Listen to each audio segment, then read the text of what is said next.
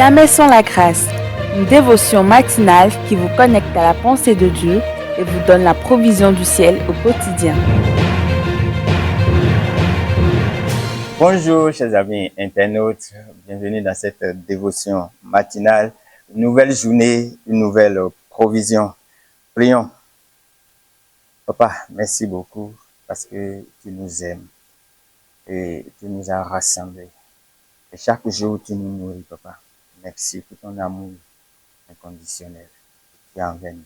Merci de nous bénir encore ce matin, de nous parler. Au nom de Jésus. Amen.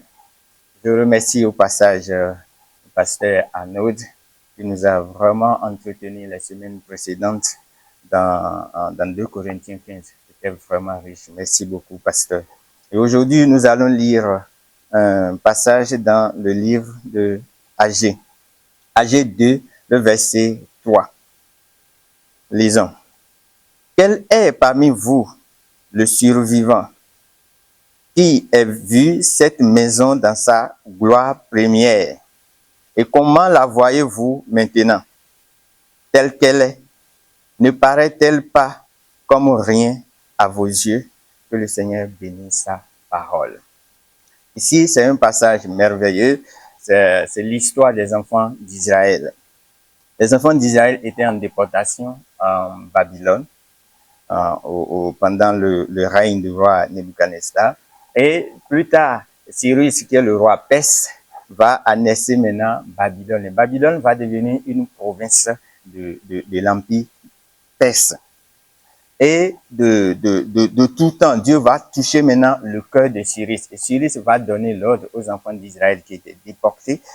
Il va parler aux dirigeants, leurs responsables, de retourner maintenant dans le pays, dans leur pays, à Juda, pour pouvoir reconstruire le temple, parce que Dieu a touché son cœur. Alors, Cyrus va mettre tout à leur disposition, tout ce dont ils auront besoin.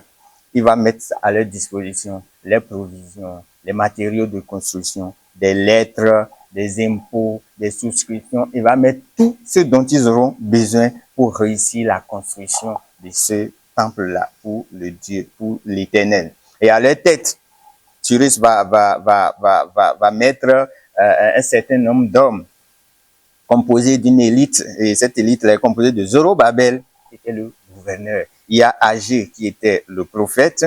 Il y a Esdras, qui était le scribe.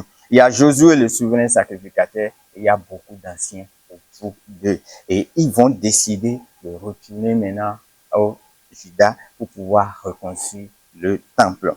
Tout était à leur disposition. Et on a vu dans le passage précédent, on a vu que effectivement, ils ont commencé la reconstruction du temple. Mais malgré ça, malgré ce démarrage, le constat que nous faisons dans ce verset, le constat est amer. Parce que dans ce verset, on dit, il y a un constat amer. La Bible dit, quel est parmi vous le survivant qui a vu cette maison dans sa gloire première? Et comment la voyez-vous maintenant, telle qu'elle est? Ne paraît-elle pas comme rien à vos yeux? Ça veut dire, malgré tout ce qui était disponible au départ pour reconstruire ce temple-là, tout ne s'était pas passé comme prévu. À un moment donné, c'était arrêté. La construction s'était arrêtée. Donc, le constat était amer, chers frères et sœurs. Bien-aimés, en décembre 2024, on a fait un bilan. Bilan dans plusieurs domaines nous concernant. Comment était ce bilan-là? Est-ce que le bilan était positif? Nous avons tout, peut-être au début de l'année 2024, nous avons tout prévu. Nous avons tout mis à notre disposition. Toutes les provisions étaient là. La présence de Dieu était là. Les prophéties étaient là. Les conseillers étaient là. Ceux qui devaient faire telle ou telle chose, tout était au point. Est-ce qu'en décembre, vers la fin, le bilan était positif? Est-ce que tout s'était passé exactement comme prévu? Comme prévu au début de l'année. Les enfants d'Israël, ici, ils ont fait un constat amer. Et peut-être que toi aussi, tu as fait un constat amer. Le problème, c'était où? Qu'est-ce qui prouve que cette nouvelle année qui commence maintenant, qu'est-ce qui prouve que les objectifs que tu te fixes cette année, tu vas pouvoir les atteindre à la fin, quand tu vas faire le bilan, je suppose que ça ne sera pas la même chose. Bien aimé, c'est de grandes questions qui méritent de bonnes réponses. Et c'est ce à quoi nous allons penser demain si le Seigneur ne revenait pas. Donc à demain, nous allons revenir sur ce passage pour apporter cette solution-là. Que le Seigneur nous bénisse. Et à demain. Si vous avez aimé cette émission, parlez-en à vos amis. Parlez-leur du message de la grâce et de ce qu'il fait dans vos vies. Pour un sujet de prière, une question ou pour devenir partenaire, contactez-nous au 00229 94 75 80 20. Que Dieu vous bénisse et à la prochaine. En attendant, pensez avec Dieu.